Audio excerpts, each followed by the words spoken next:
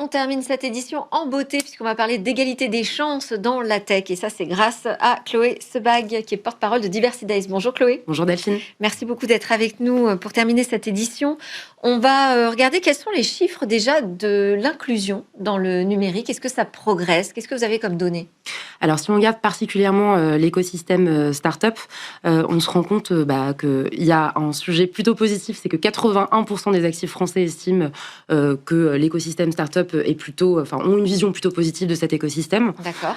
Mais si on regarde combien sont susceptibles d'aller vers ce domaine, seuls 20% envisagent de postuler dans l'écosystème start-up, qui est une belle part du monde du numérique.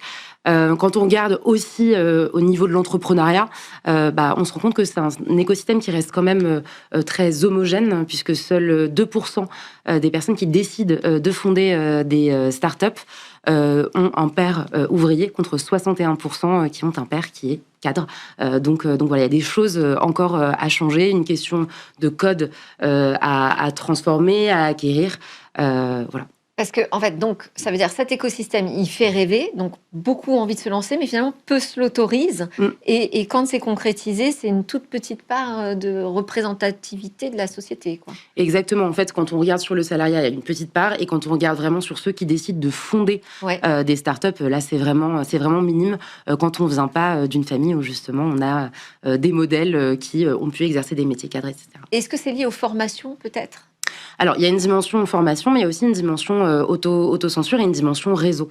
Parce que quand on a justement des profils qui travaillent dans le numérique autour de soi, évidemment, ça change tout, on a de l'intérêt pour ces métiers. Mais quand on n'a pas ce type de profil autour de soi, c'est un petit peu plus compliqué de comprendre exactement ce que c'est. Et nous, au sein de l'association, c'est ce qu'on essaye justement de pallier, à la fois côté demandeurs d'emploi, avec des programmes qui permettent de découvrir les métiers du numérique et de lever les obstacles qu'on peut avoir en ne comprenant pas forcément ce que sont ces métiers, parce qu'il y en a plein, c'est une jungle. Ouais. Et puis, pour ce qui concerne l'entrepreneuriat, on a aussi différents programmes qui nous permettent d'aller voir comment on va pouvoir communiquer, comment on va pouvoir avoir une stratégie et comment on va pouvoir construire un réseau, ce qui est absolument essentiel quand on entreprend.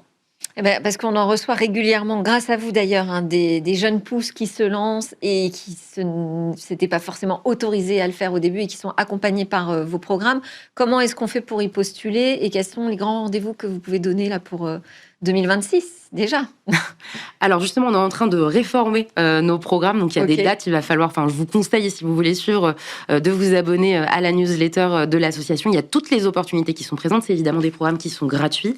Pour ce qui est des demandeurs d'emploi, il y a des dates qui devraient arriver au premier trimestre avec des nouveaux programmes qui vont être assez centrés sur l'intelligence artificielle et l'accès aux métiers en lien avec l'intelligence artificielle, mais aussi toutes les compétences du numérique en général. Et pour ce qui est des entrepreneurs, on a quelque chose de très localisé. Et là, en ce moment, il y a des programmes qui sont ouverts à Marseille, à Montpellier, pour bénéficier d'un accompagnement 100% gratuit et justement aller rencontrer son réseau, aller avoir aussi des opportunités de mise en visibilité. Donc voilà, il y a plein de choses qui vont se passer en 2026. On parle beaucoup de l'importance aussi des rôles modèles. Le mentorat, ça fait partie des sujets clés au Absolument. Ouais. Absolument, ça fait partie des sujets clés. Et c'est difficile de trouver des mentors?